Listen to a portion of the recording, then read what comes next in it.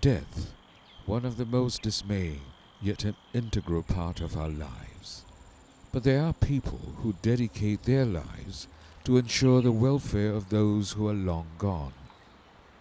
To them, attending to the dead is simply all in a day's work.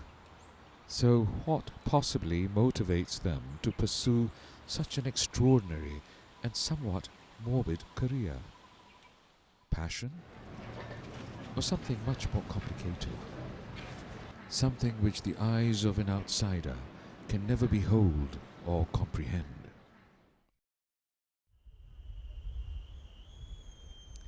Yio Chu Kang Road. Tucked in the midst of residential estates, there is an exquisite park, saturated with fresh air and tranquility. But it's not quite like any other parks. Buried 6 feet underneath are 10,000 bodies of Japanese prostitutes, civilians, and soldiers. Standing tall above the ground are 910 tombstones, lined up harmoniously to memorialize the deceased. Many of these are crafted with elaborate and intricate designs, and it's hard to believe that they have been around for 100 years. The Japanese cemetery history goes all the way back to the end of 19th century. The Boothero owner, Mr. Futagi, donated his rubber plantation for use of the burial ground for the young Japanese lady who was a prostitute. These Japanese prostitutes are known as the Karayuki-san, which translates to going overseas. Many of them were peasant girls sold to the flesh trade in colonial Singapore. The cemetery, roughly the size of a soccer field, still remains as the largest of its kind in Southeast Asia today. We formed the Mutual Aid Association. This association looking after the Japanese poor people and also the maintenance of the Japanese cemetery. A majority of the group was made up of the Karayuki-san themselves. On foreign soil with no families or relatives, they voluntarily tended the graves of their deceased colleagues in the hope that someone would do the same for them after their deaths. Well, the Japanese Association established in 1915. Under its management, Wen Ya-chang was appointed as one of the first official tomb keepers in the 1930s. Ironically, the tomb keeper did not originate from Japan. 这个唐山过来新加坡，过来也就在这边做差不多，做20多年了，20多年。Mr. Wen is the adoptive father of the current caretaker Lim Gyok-chi. 也很好，他老实人呢，不会跟人家吵架的。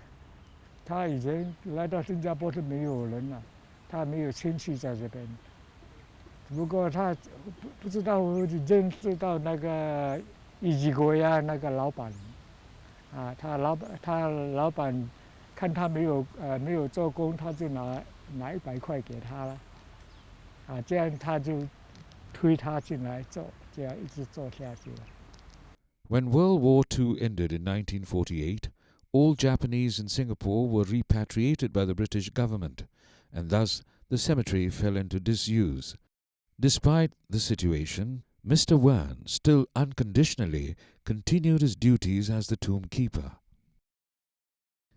Take a tour around the cemetery and you might notice a tomb that stands out from the rest. 他没死之前他就交代了，他要埋在这边，还是要管理的。Mr. Wan is only one of the 2 non-Japanese to be ever buried here. The other belongs to Mr. Wan's older brother, who was also a tomb keeper. Today, Lim Gyok-chi follows in his father's footsteps. Although not a blood relation, Mr. Lim shares the same qualities of his late father, being extremely steadfast and faithful to his duty. 我这里我出生在这里70多年了，扫地人来招呼人这样他要什么我们拿给他。However, being a tombkeeper wasn't always Mr. Lim's intended vocation. He had other plans for his future. 脚车做脚车，这样那个是差不多50多年前了。Mr. Lim returned to the cemetery when his sick father entrusted his duties to him. As the eldest among his siblings, Mr. Lim felt obliged to effectuate his father's dying wish.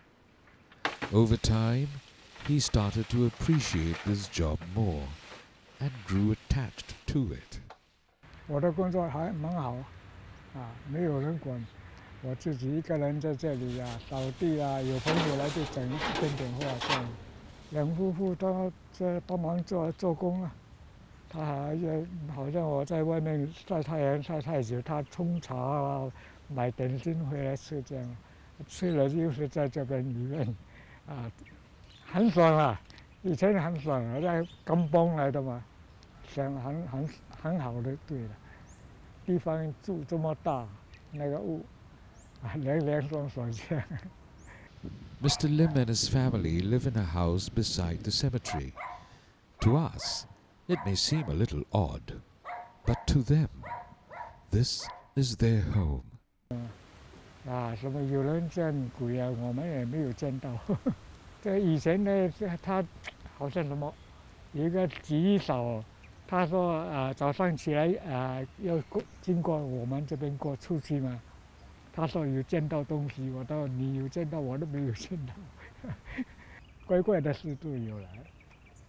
这边烧死人，这边对面那个养牛的印度人，他说他在家看过来，有一盏什么绿灯他说鬼灯他有看到，他问我，我说我没有看到。An ordinance was gazetted by the Singapore government preventing 42 cemeteries in Singapore from further expansion. The Japanese cemetery park no longer accepts new burials since then, but Mr. Lim still ensures that the existing tombs are all well preserved and the place is hospitable to visitors. 有工作最好了，他要退休了没有工作的要怎么样？他老板没有叫退休，我静静来做不是我自愿要退休了。Mr. Lim has yet to voice his desire for his children to take over his role as the caretaker. 那还不知道，假如我要他做，他不知道他要不要做。现在等到时间到了才说了。就我们这边这个坟墓由我们自己人做到我做到我现在了，差不多有80多年了，70多年、80多年。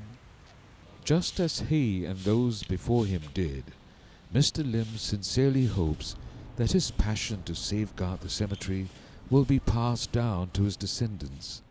他有做就一直站在这边看会搞到几十的4代、5代、6代一直传下去，看会不会啦，不知道。So what kind of future lies ahead for the Japanese cemetery park? Cemetery Park is under the lease for the 30 years. You see, so 2019, this lease contract will be expired. The cemetery park is a very important place for Japanese as well as the Singaporean. This is actually, the history of the Japanese community here, how we can maintain the peace and harmony with the two countries. So we try to keep it as long as possible.